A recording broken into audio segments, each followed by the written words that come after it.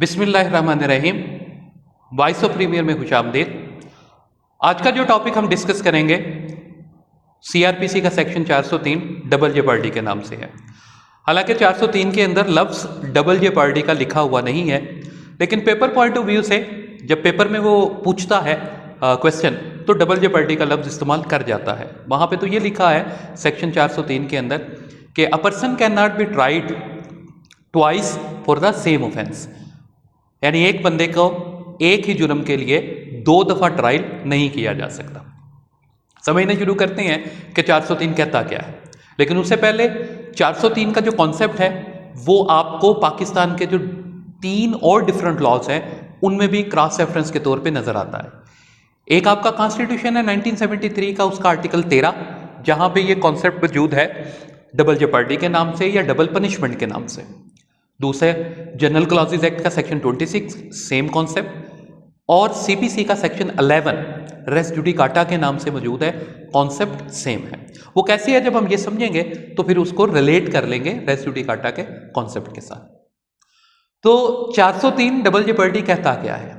वो बात ये करता है कि अगर एक बंदे को एक कॉम्पिटेंट अदालत ने ट्रायल के प्रोसीजर से गुजार दिया हो और उस ट्रायल के नतीजे में उस बंदे को या तो कन्विक्शन हो जाए या उस बंदे को इक्विटल हो जाए, यानी या तो वो मुजरिम ठहरा दिया जाए और या फिर उसे बरी कर दिया जाए। दोनों सूरतों में उस शख्स के खिलाफ सेम फैक्ट्स के ऊपर, सेम चार्ज के ऊपर दोबारा से ट्रायल नहीं किया जा सकता। कन्विक्शन की बात तो दूर है, ट्रायल ही नहीं किया जा सकता अगर वो कन्विक्शन या वो इक्विटल इनफोर्स है। इनफोर्स से मुराद उसके ऊपर अमल हो रहा है। अच्छा, इसके साथ उन्होंने अटैच किया है सेक्शन 236 चार्जेस, ज्वाइंटर ऑफ चार्जेस वाले जो चैप्टर है उधर से 236 और 237 को। वो इस वजह से इनको अटैच करना पड़ा क्योंकि बात कुल मिला के जो वो कर रहे थे वो इसके साथ मिलती हुई नजर आती है। वो ये कहते हैं कि एक तो सीधा सीधा चार्ज है कि भाई पहले एक इल्ज़ाम लगा था और उस इल्ज़ाम के ऊपर उसका ट्रायल हुआ और ट्रायल के नतीजे में उसको सज़ा हो गई। तो जब वो सज़ा भुगत के आ गया तो सेम ऑफेंस के ऊपर दोबारा उसका ट्रायल ही एग्जिस्ट नहीं करेगा। बात तो समझ आ गई। लेकिन इसके साथ जब 236 अटैच करता है तो उसकी ज़बान थोड़ी सी टेक्निकल है, वो समझ नहीं पड़ती है।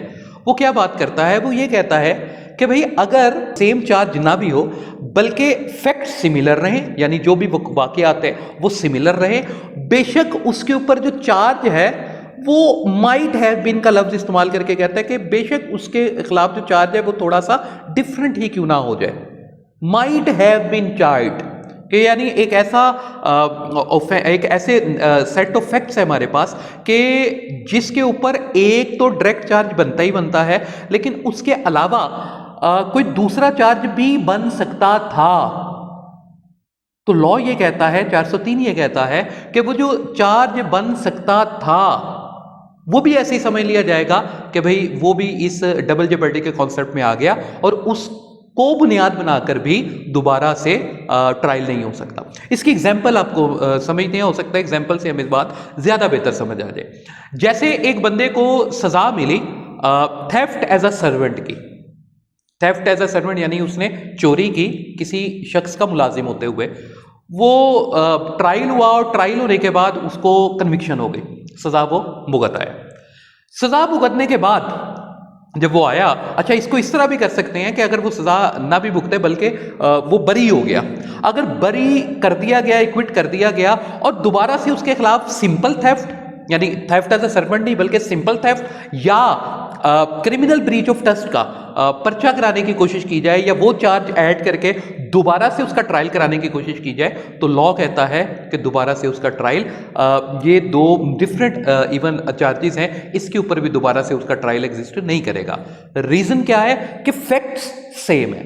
तो जब सिमिलर फैक्ट्स की वजह से कोई दूसरा आप चार्ज बनाने की कोशिश करोगे तो डबल जेपर्डी का कॉन्सेप्ट कहता है ना सिर्फ सेम चार्ज बल्कि उन फैक्ट्स के ऊपर बुनियाद करदा जो डिफरेंट चार्ज है उसको बुनियाद बनाकर भी आप दोबारा से उसका ट्रायल नहीं कर सकेंगे।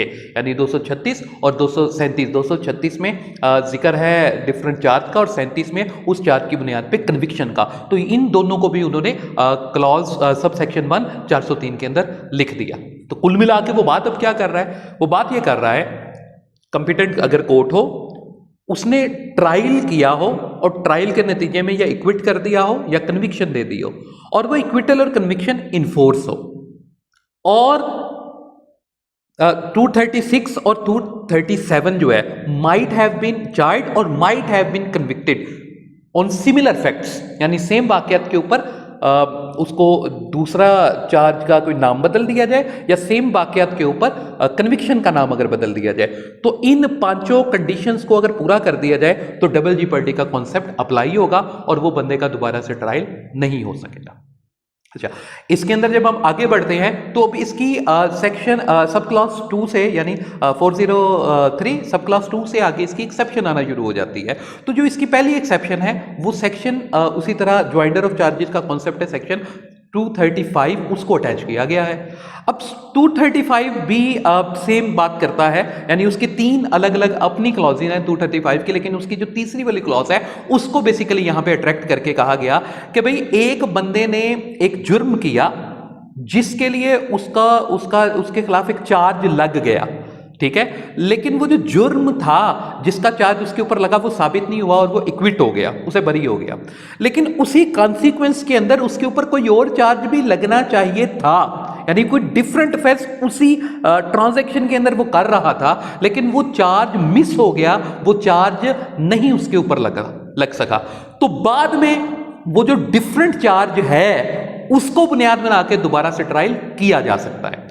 यानी जो बात 236 और 237 में जनरल रूल के तौर पे आई थी वो 235 में एक्सेप्शन के तौर पे आ गई कि जहां पर एक बंदे को दोबारा से ट्रायल किया जा सकता है अगर वो फैक्ट्स जो है वो बेशक सेम रहे, लेकिन उन फैक्ट्स के अंदर कोई नया जो चार्ज था वो बनता था या कोर्ट से सरफे नजर हो गया, कोर्ट की नजर से गुजर गया, या चार्ज लगाते हुए उस वक्त वो बात ओवरलुक हो गई, ठीक है। तो वो 235 सेक्शन ये कहता है कि ये एक एक्सेप्शन है और वहां पे उस बंदे के खिलाफ दोबारा से ट्रायल किया जा सकता है। इसकी एग्जांपल ऐसे है कि एक बंदे के ऊपर चार्ज लगा मर्डर का, लेकिन मर्डर जो है उसके ऊपर साबित नहीं हुआ, इक्विट हो गया, लेकिन मर्डर के साथ साथ मर्डर का सिर्फ एक चार्ज था, लेकिन बाद में जब बात खुली तो वहां पे वो रॉबरी भी कर रहा था, ठीक है, मर्डर उसने नहीं किया था लेकिन रॉबरी उसने की थी। तो मर्डर चूंकि एक बड़ा ऑफेंस था तो वो बात जो रॉबरी वाली थी वो जरा ओवरलुक हो गई और मर्डर वाली बात का ट्रायल चला, मर्डर उसके ऊपर साबित नहीं हुआ, तो इसका ये मतलब नहीं है कि अब जो रॉबरी है उसका अलग से ट्रायल नहीं हो सकता, रॉबरी के ऊपर जो है उसका अलग से ट्रायल किया जा सकता है, इसमें कोई हरज वाली बात नहीं। तो ये पहली एक्सेप्शन है 403 की। इसके बाद इसकी एक और इंटरेस्टिंग जो एक्सेप्शन है वो ये है कि एक बंदे के खिलाफ जिसको हम कहते हैं कॉन्सिक्वेंशियल, यानी बाद में कॉन्सिक्वेंसेस ऐसे पैदा हो गए कि जिसकी वजह से जो चार्ज है उसकी नोयत बदलनी पड़ गई। जैसे एक शख्स ने दूसरे शख्स को हर्ट किया, जख्म दिया और उसके खिलाफ 337 जो है वो क्रिएट हो गया चार्ज और 337 का उसके खिलाफ ट्रायल चल पड़ा, लेकिन उस हर्ट के नतीजे में अब उस बंदे की क्या हो गई, डेथ हो गई। तो वो हर्ट वाला जो ऑफेंस है अब वो हम कन्वर्ट कर लेंगे 302 के अंदर, मर्डर के अंदर, कल्पेबल होमोसाइड के अंदर। तो वो कल्पेबल होमोसाइड का जो चार्ज है वो अलग से ट्राई किया जा सकता है, यानी ये भी एक्सेप्शन होगी 403 की, ठीक हो गया। अच्छा, इसके बाद जो नेक्स्ट वो बात करता है वो कहता है कि अगर ट्रायल किया गया हो, यानी तीसरी एक्सेप्शन वो ये है कि अगर ट्रायल किया गया हो किसी ऐसी कोर्ट की तरफ से जो कि कॉम्पिटेंट नहीं थी, जिसका इख्तियार ही नहीं था कि वो ट्रायल कर सके, तो उस सूरत के अंदर भी वो जो पहला ट्रायल होगा वो नल एंड वाइड होगा और दोबारा से सेम चार्ज के ऊपर उसके खिलाफ ट्रायल किया जा सकता है। यानी 403 की दोबारा से क्या आ गई हमारे पास, एक्सेप्शन आ गई। क्लियर होगी बेटा बात। अच्छा, इसके बाद आगे उसने जो है ना सब क्लास 5 के अंदर 2 इकट्ठा लिख दिया है कि ये जो 403 है ये किसी भी तरह से इफेक्ट नहीं करेगा सेक्शन 188 को। सेक्शन 188 एक डिफरेंट कॉन्सेप्ट है, बस आप समझने के लिए इतनी बात को याद रखिए कि उसके अंदर थोड़ा सा डिफरेंट वर्जन दिया गया है 403 का। तो वो ये बता रहा है कि 188 और जनरल क्लासेस एक्ट का 26 जो है वो 403 को किसी भी तरीके से इफेक्ट नहीं कर सकेगा, यानी इसके ऊपर उसका कोई भी इफेक्ट नहीं होगा।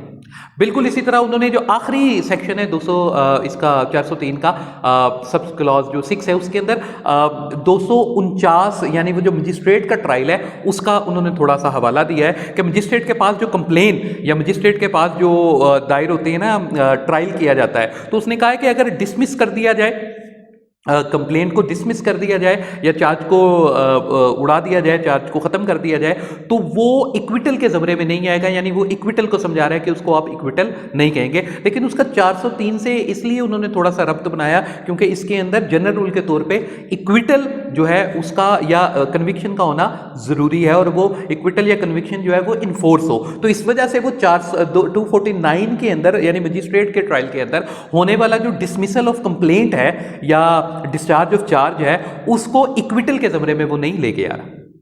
अच्छा, यहां तक तो हमारा पूरे का पूरा 403 जो है वो डिस्कस हो गया। अब कुल मिला के जो वो बात करता है वो एक दफ़ा तो दोबारा रिपीट कर लें ताकि हमारा जो कॉन्सेप्ट है वो रिवाइज हो जाए। वो क्या बात कर रहा है 403 के अंदर डबल जेपर्डी में?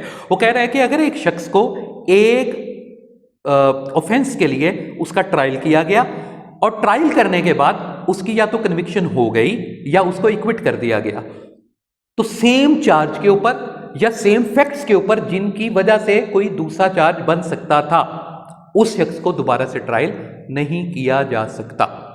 This is called as concept of double jeopardy. इससे रिलेटेड बेटा आपका कोई भी क्वेश्चन है तो आप नीचे कमेंट में पूछ सकते हैं हमें और उसका हम कोशिश करेंगे कि फ़ौरन से आंसर करें। अगर आपके ज़हन में कोई भी प्रॉब्लम है इस कॉन्सेप्ट को लेके हमारे साथ रहिएगा, वॉइस ऑफ प्रीमियर के साथ जुड़े रहिएगा। बहुत शुक्रिया आपका, थैंक यू।